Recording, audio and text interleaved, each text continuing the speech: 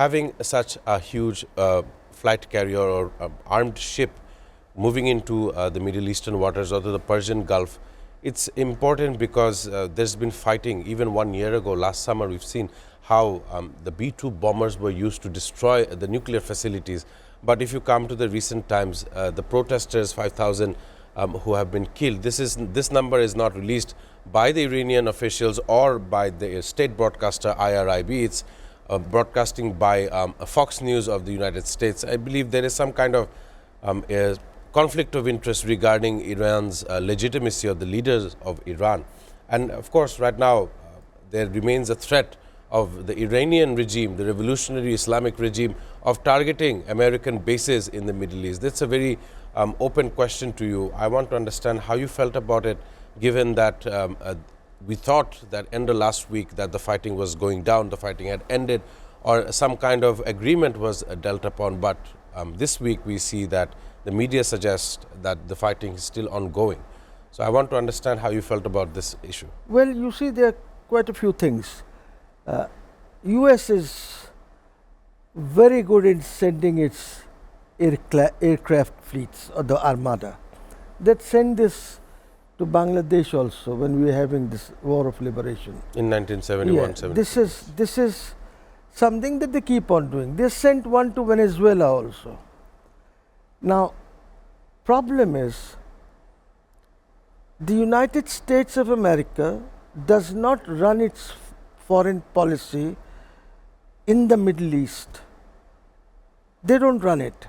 It's run by the Israelis, particularly ever since Netanyahu has been in power. So Netanyahu runs this Middle Eastern policy, and the Iranians, this 5,000 or 10,000 or whatever figure comes out, this is a propaganda figure which is coming from the Americans and coming from the Shah of Iran's son, who claims to be the crown prince and wants to take over power. So they are acting together with Israel. Now the Americans have warned Israel that if we do something, remember that you will be totally destroyed. Israel. Right. Netanyahu still wants to go ahead with it. So you have to understand what is happening in the Middle East. Recently, internet has been closed in Iran. Correct. And Iran has jammed the satellites, the Starlink satellites, you see, which hover around Iran. Those have been blocked completely.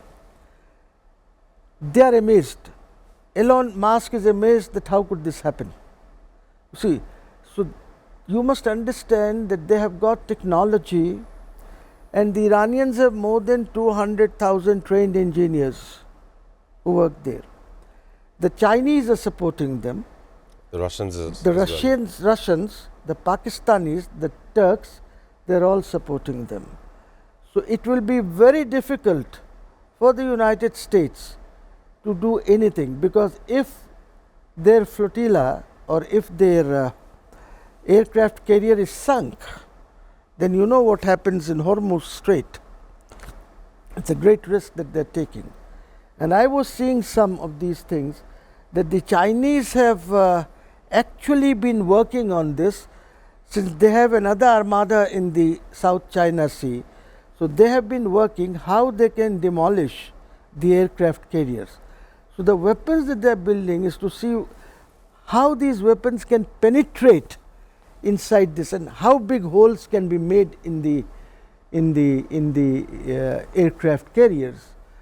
So it's a very grave situation, but at the same time the Iranians are not bothered to that extent, because they already had interaction with the Americans and the Israelis. Yes. And the Israelis also know what they can do, what they are capable of doing. But a madman is sitting in Israel, Netanyahu, a corrupt, totally corrupt, is corrupt to the core, a criminal man who changed his name to Netanyahu when he came here from Poland. He had a different name. So, you know, all these people are criminals who are in the Israeli government now. It's straight out and out criminals. Now, they are trying to force Trump into doing something in Iran, which will be very difficult, because this could be a moment perhaps when Israel might also be destroyed, because other players will also come in if this happens. Number two, Israel is also afraid that this agreement that has been made between Pakistan, Saudi Arabia, Islamic and NATO. now Turkey is also going to be a part of it. They are working on that. So what the Israelis did, they spoke to UAE. They are very pally now with UAE. Right. So UAE president goes to Delhi for 3 hours, only 3 hours, and signs 12 framework agreements. These are not agreements. These are framework agreements that they would work on these agreements. Say like buy BrahMos missiles from India. They will supply refined fuel which are used for BrahMos and things like these. But this was done within 3 hours, 45 minutes of negotiations between Modi and the president sitting in the car. You see, so all these things are happening. Then UAE was also humiliated by Saudi Arabia recently when they wanted to set up a base in Yemen near the border of Saudi Arabia. Right. So you see, it's a very complex situation in that region. And in that region, you know, it's so complex that you will then have to be also in war with countries like Azerbaijan, countries like Saudi Arabia, countries like Pakistan, because they are now together, Turkey. So all these countries will be working together, and it will be very difficult for the Americans to do anything, except of course if they want their aircraft carrier to be sunk and Hormuz to be blocked.